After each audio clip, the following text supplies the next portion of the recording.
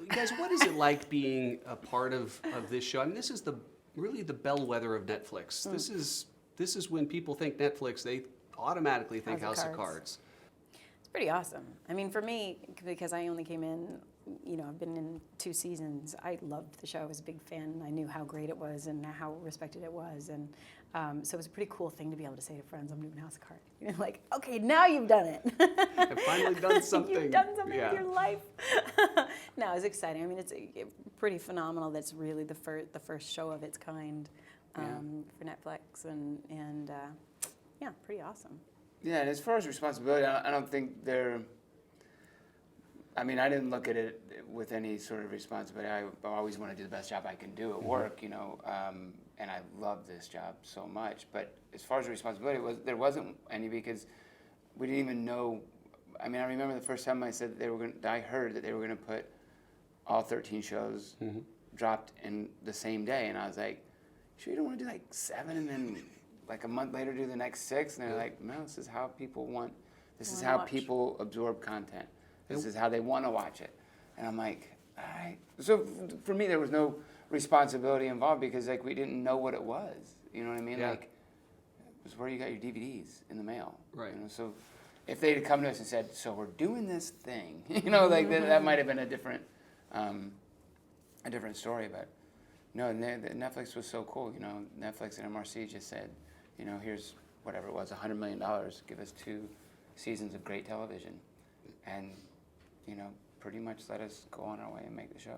Not me, it was Fincher and those guys. But Take some credit. a little bit. So here we are, we're entering into the 5th season. Last season we ended with chaos on the horizon. Coincidence? And what are we getting ready for season 5?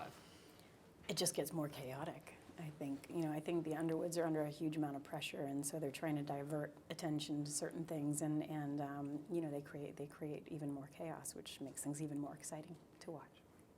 Some people in the current political system might have watched that and been like, oh, if I have a problem, so I just start another problem. Yeah. It's not as... Just say it didn't happen. Just deny. Just just make deny shit everything. What's the experience like interacting with fans? Because fans have been so passionate about this show. When they come up and they get to bend your ear a little bit, how is that for you? Fantastic. Listen, as I said, I'm really proud to be a part of the show. It definitely has a cool factor. People really enjoy it. Like you were saying earlier, you feel this responsibility. I think with any show, you always want to make sure that every season is on par with the last and that the quality doesn't drop. And there's always that. And you feel that for the fans because they love it so much. You want to do just as well. And I definitely think they did with this season. So. Yeah.